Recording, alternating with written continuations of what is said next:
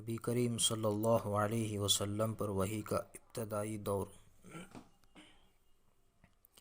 بسم اللہ الرحمن الرحیم۔ حدیث مبارک۔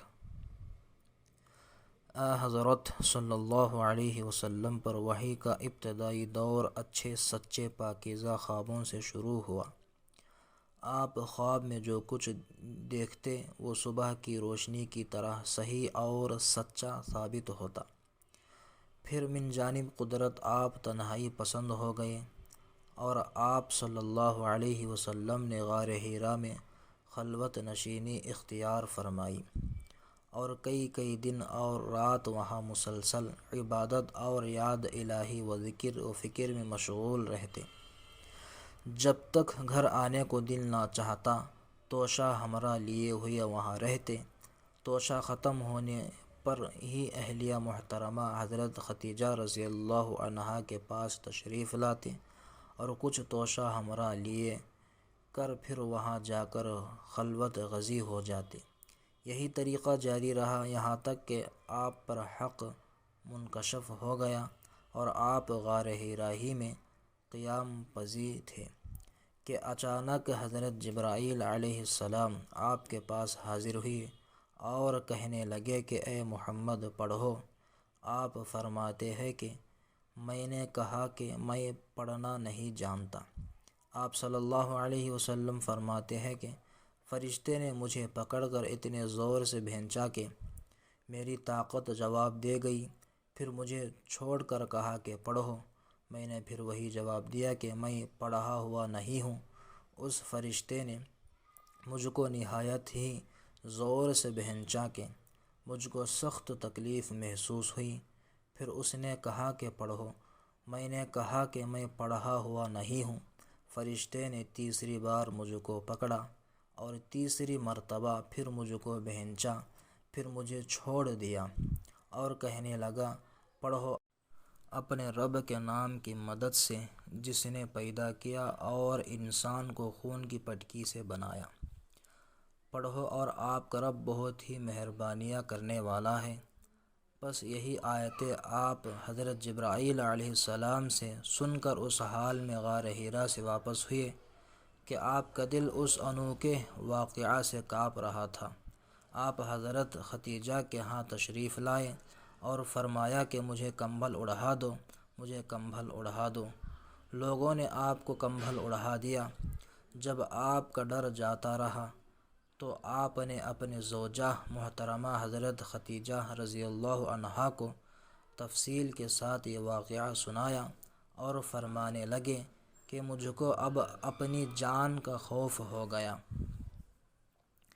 آپ کی یہ اہلیہ محترمہ حضرت خدیجہ رضی اللہ عنہا نے آپ کی ڈھارس بندھائی اور کہا کہ آپ کا خیال صحیح نہیں ہے۔ خدا کی قسم آپ کو اللہ کبھی رسوا نہیں کرے گا۔ آپ تو اخلاق فاضلہ کے مالک ہیں، آپ تو کنبہ پرور ہیں، بے کسوں کا بوجھ اپنے سر پر رکھ لیتے ہیں، مفلسوں کے لیے آپ کماتے ہیں، مہمان نوازی میں آپ بے مثال ہیں اور مشکل وقت میں آپ امر حق کا ساتھ دیتے ہیں۔ ایسے اوصاف حسنہ والا انسان یوں بے وقت ذلت و خواری کے موت نہیں پا سکتا۔ پھر مزید تسلی کے لیے حضرت خدیجہ رضی اللہ عنہا آپ صلی اللہ علیہ وسلم کو ورقہ بن نوفل کے پاس لے گئے جو ان کے چچا زاد بھائی تھے اور زمانہ جہالت میں نصرانی مذہب اختیار کر چکے تھے اور عبرانی زبان کے کاتب تھے۔ چنانچہ انجیل کو بھی حسب منشائے خداوندی عبرانی زبان میں لکھا کرتے تھے، یعنی انجیل سریانی زبان میں نازل ہوئی تھی، پھر اس کا ترجمہ عبرانی زبان میں ہوا۔ ورقہ اسی کو لکھتے تھے۔ وہ بہت بوڑھے ہو گئے تھے، یہاں تک کہ ان کی بینائی بھی رخصت ہو چکی تھی۔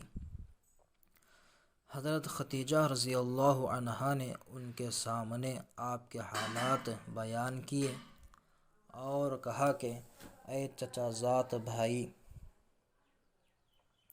اپنے بھتیجے محمد صلی اللہ علیہ وسلم کی زبانی ذرا ان کی کیفیت سن لیجئے۔